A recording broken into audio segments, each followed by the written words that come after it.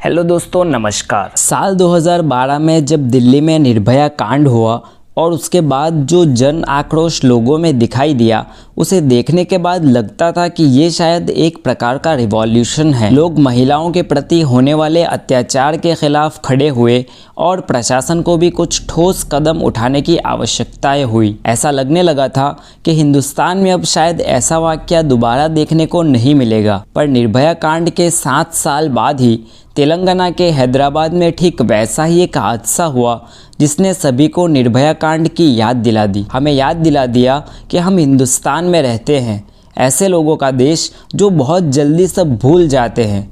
पर बाकी के केस की तरह इस केस में इंसाफ के लिए सालों तक चलती कानूनी लड़ाई और अंत में वही निराशा वाला मामला नहीं है, बल्कि एक सुकून वाला दी एंड है जिसे आप वीडियो के अंत में देख सकेंगे। तो चलिए कहानी की शुरुआत करते हैं। डॉक्टर दिशा रेड्डी 27 साल की एक वेटरनरी डॉक्टर हैदराबाद के शमशाबाद में अपने परिवार के साथ रहती थी।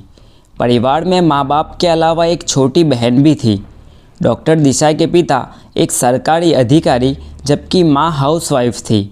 डॉक्टर दिशा अपने घर से 30 किलोमीटर की दूरी पर कोल्लारू गांव में अस्पताल में एक डॉक्टर की हैसियत से काम करती थी। रोज़ अपने घर से 30 किलोमीटर दूर क्लिनिक पर जाने के लिए वो अपनी स्कूटी लेके निकलती। कुछ रास्ता स्कूटी से काटने के बाद तोंदुपल्ली टोल प्लाज़ा पर अपनी स्कूटी पार्क करती और वहाँ से टैक्सी करके अपनी मंजिल तक पहुँचती। रोज़ का उनका यही रूटीन था। 27 नवंबर को डॉक्टर दिशा अपनी ड्यूटी पूरी करके क्लिनिक से निकली। आज उनका अपने डर्मेटोलॉजिस्ट से अपॉइंटमेंट था। चमड़ी की किसी बीमारी के लिए वो अपना इलाज करा रही थी और आज यहाँ पर कुछ देरी हो गई। उनके घर वालों को पता था कि आज उनकी डर्मेटोलॉजिस्ट से अपॉइंटमेंट है, इसलिए लेट होने पर किसी को कोई दिक्कत नहीं हुई। डॉक्टर से मिलने के बाद रात करीब 9:18 पर डॉक्टर दिशा टोल प्लाज़ा के पार्किंग में पहुंची, जहां जाकर उन्होंने देखा कि उनकी स्कूटी का टायर पंचर हो चुका है। रात काफ़ी हो चुकी थी। आसपास हर तरफ सन्नाटा छाया हुआ था। रात 9:22 पर डॉक्टर दिशा ने अपनी छोटी बहन को फ़ोन किया और सारी बात बताई। बहन ने डॉक्टर दिशा को ये सलाह दी कि वो अपनी गाड़ी वहीं पर छोड़कर कैब करके घर आ जाए, पर डॉक्टर दिशा ने जवाब दिया कि वो गाड़ी वहाँ पर कैसे छोड़ सकती है, अगले दिन सुबह क्लिनिक भी जाना है। साथ में डॉक्टर दिशा ने बताया कि मैं कुछ इंतज़ाम करती हूँ, तब तक तू मेरे साथ फ़ोन पर ही बने रहना क्योंकि मुझे डर लग रहा है। एक तरफ डॉक्टर दिशा अपनी बहन से फ़ोन पर बात करती हैं और दूसरी तरफ वो अपनी गाड़ी का टायर सही कराने के लिए मदद ढूंढ रही होती है। आसपास से गुजरने वाले लोग डॉक्टर दिशा को मदद करने की कोशिश भी करते हैं। एक बंदा तो गाड़ी लेके कुछ आगे तक भी जाता है पर वापस ऐसे ही लेकर आ जाता है, ये कहते हुए कि सारी दुकानें बंद है। इधर दिशा के साथ मदद के नाम पर कोई ना कोई बना ही रहा। दिशा ने अपनी बहन की बात मानकर अपनी गाड़ी वहीं पर छोड़कर कैब कर लेने की बात मान भी ली। तभी 9:42 पर अचानक डॉक्टर दिशा का फ़ोन कट जाता है। जब उनकी बहन वापस कॉल करने की कोशिश करती हैं तो सामने से डॉक्टर दिशा का फ़ोन स्विच ऑफ आ रहा था। घर वालों को लगा कि शायद उनकी बैटरी डिस्चार्ज हो गई होगी और उसे कैब भी मिल गई होगी। ये सोचकर घर वाले डॉक्टर दिशा का घर वापस आने का इंतज़ार करने लगे। इंतज़ार करते करते 2 घंटे बीत गए पर डॉक्टर दिशा अभी तक घर नहीं लौटी थी। अब घर वालों ने टोल प्लाज़ा पर जाने का फ़ैसला किया। रात के 11 बजे जब घर वाले टोल प्लाज़ा पहुँचे तो वहाँ पर ना ही डॉक्टर दिशा थी और ना ही उनकी गाड़ी। घर वालों की डर के मारे हालत पतली होने लगी थी। दिशा की बहन तुरंत नज़दीकी पुलिस स्टेशन साइबराबाद पहुंच गई और अपनी बहन की गुमशुदगी के बारे में बताने लगी।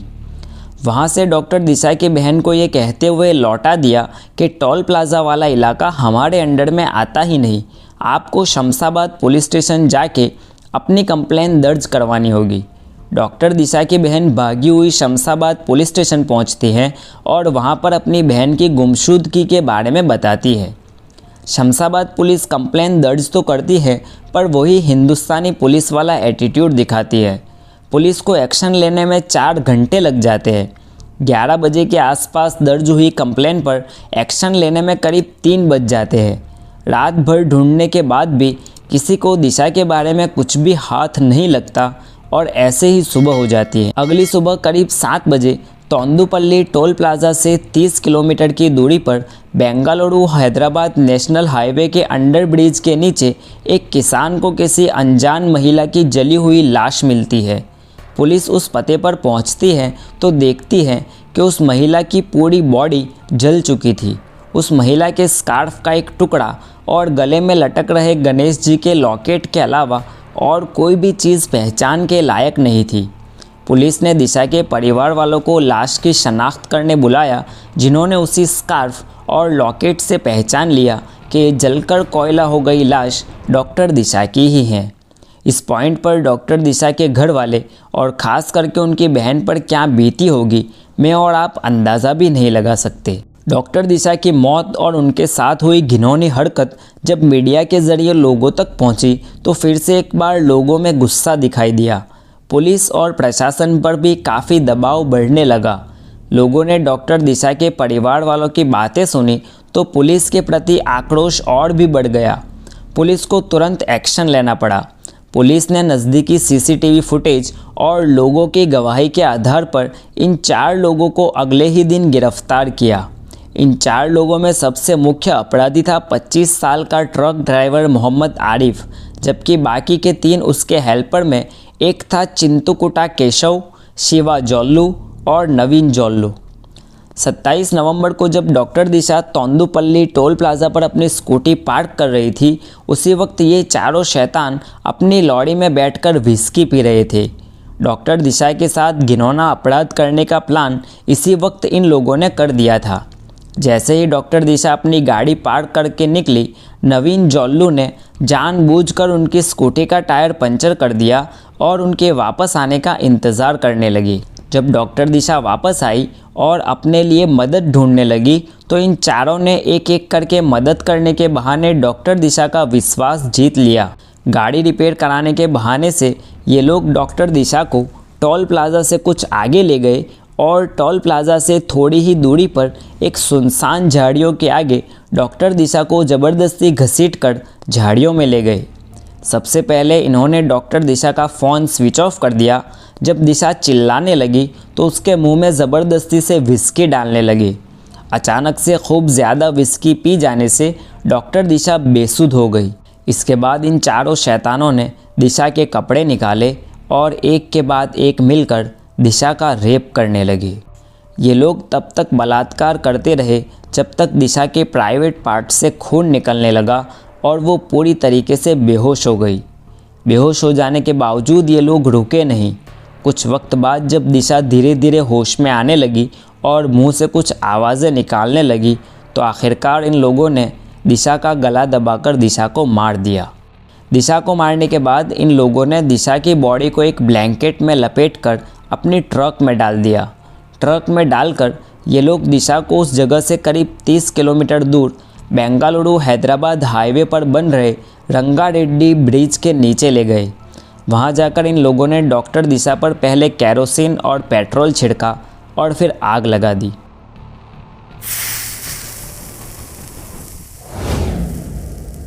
डॉक्टर दिशा की लाश को पोस्टमार्टम के लिए भेज दिया गया और पकड़े गए चारों आरोपियों को पुलिस कस्टडी के बजाय सीधा चेरलापल्ली जेल भेज दिया गया। इसका एक कारण ये था कि इस घटना के बाद लोगों में काफ़ी गुस्सा उमड़ पड़ा था और पुलिस को भी ये डर था कि अगर इन चारों अपराधियों को थाना ले जाया गया तो पब्लिक उन्हें छोड़ेगी नहीं। लोगों का गुस्सा इस हद तक पहुंच गया था कि तेलंगाना के सीएम ने खुद इन चारों के लिए फास्ट ट्रैक कोर्ट बना के उनका केस चलाने का ऑर्डर दिया। 2 दिसंबर 2019 को शादबाद पुलिस कोर्ट में जाती है और इन चारों आरोपियों के रिमांड की परमिशन लेती है। कोर्ट की तरफ से उन्हें 10 दिन का रिमांड भी मिल जाता है, पर इसके बावजूद भी पुलिस इन अपराधियों को 4 तारीख को शादबाद थाने लेकर आती है। 4 और 5 दिसंबर तक ये चारों अपराधी शादबाद पुलिस स्टेशन में रखे जाते हैं, जहां उनसे ये सारी पूछताछ होती है। अब पुलिस इस पूरी घटना को सही से समझना चाहती थी और कई केस में जैसे क्राइम सीन रिक्रिएट किया जाता है, वैसे ही पुलिस को इन चारों अपराधियों को वहां ले जाकर क्राइम सीन रिक्रिएट करना था। पर दिन के समय में इन्हें खुलेआम ले जाना अभी तक खतरे से खाली नहीं था, इसलिए पुलिस ने रात का समय चुना। 5 दिसंबर की रात पुलिस की एक टीम, जिसमें एसीपी भी शामिल होते हैं, ये लोग इन चारों अपराधियों को लेकर एक मिनी बस में निकलते हैं। सबसे पहले ये लोग इन्हें लेकर तोंदुपल्ली टोल प्लाज़ा ले जाते हैं, जहां से ये लोग उस जगह की रेकी करते हैं जहां डॉक्टर दिशा के साथ इन चारों ने गैंग रेप किया था। यहाँ पर पूरा क्राइम सीन समझने तक सुबह के 5:45 बज गए थे। सुबह करीब 5:45 बजे पुलिस इन चारों लोगों को लेकर रंगारेड्डी पुल पर पहुंचती है, ठीक उसी जगह जिस जगह पर 10 दिन पहले डॉक्टर दिशा की जली हुई लाश मिली थी। यहाँ ले जाकर पुलिस उनसे सबसे पहले डॉक्टर दिशा की कुछ चीज़ें, जैसे कि उनका मोबाइल फ़ोन, पर्स और एक डेटा बैंक के बारे में पूछती है। अब इस पॉइंट पर इन चारों में से किसी के भी पास हथकड़ी नहीं थी, वो इसलिए कि किसी भी मुजरिम को हथकड़ी लगाने से पहले अदालत से परमिशन लेनी पड़ती है। पहले तो ये लोग पुलिस को इधर उधर घुमाते हैं और मौका पाकर 4 में से 2 लोग, आरिफ और चिंटू कुट्टा, पुलिस के 2 अफसर पर हमला कर देते हैं और उनकी सरकारी रिवॉल्वर छीनने में कामयाब हो जाते हैं। पुलिस गन छीनकर ये लोग उन्हीं के सामने ताक देते हैं। इधर नवीन और शिवा भी नीचे पड़े पत्थर और लाठी उठा के पुलिस पर हमला करने लगते हैं। पुलिस इन लोगों को वार्न भी करती हैं, पर ये लोग भागने की कोशिश करने लगते हैं। भागते भागते ये लोग पुलिस पर फायरिंग भी करना शुरू कर देते हैं। पुलिस के पास अब जवाबी फायरिंग के अलावा दूसरा कोई चारा नहीं था। इधर ये गुंडे गोली चला रहे थे, उधर पुलिस भी जवाबी फायरिंग करती है। कुछ देर तक आमने सामने गोली चलने के बाद सब शांत हो जाता है। पुलिस ने जवाबी फायरिंग में चारों गुंडों को मार दिया था। चारों को उसी जगह मार दिया गया जिस जगह पर उन्होंने एक बेकसूर मासूम लड़की पर ज़बरदस्ती की थी। लोगों ने पुलिस के इस काम की काफ़ी तारीफ़ की। पुलिस को मिठाई खिलाई गई और भी बहुत कुछ। वहीं दूसरी तरफ ह्यूमन राइट्स वालों ने भी पुलिस की इस हरकत के ख़िलाफ़ अपनी आवाज़ उठाई, पुलिस की निंदा की और बहुत कुछ किया। इस एनकाउंटर के करीब 1.5 साल बाद सुप्रीम कोर्ट ने भी इस एनकाउंटर को फर्जी बताते हुए पुलिस को काफ़ी फटकार लगाई, पर लोगों के लिए एक चैन की सांस लेने वाला इंसाफ था। अब वैसे तो भारत जैसे एक लोकतांत्रिक देश में इस तरह का इंसाफ सही नहीं है। हमारे देश में न्यायपालिका है और हर अपराधी के जुर्म के बारे में संविधान में सज़ा तय की गई है, पर जिस तरीके से कछुए की गति से हमारे यहाँ इंसाफ किया जाता है, उसे देखते हुए ये गलत भी नहीं था। डॉक्टर दिशा के कातिलों के साथ जो कुछ हुआ वो सही था या नहीं, उसका फ़ैसला मैं आप लोगों पर छोड़ता हूँ। मुझे कमेंट करके अपनी राय ज़रूर बताएं। अगर वीडियो यहाँ तक देखा तो नैना साहनी मर्डर वाला ये वीडियो भी देखना, जिसे उसके पति ने मारकर उसे तंदूर में जला दिया था।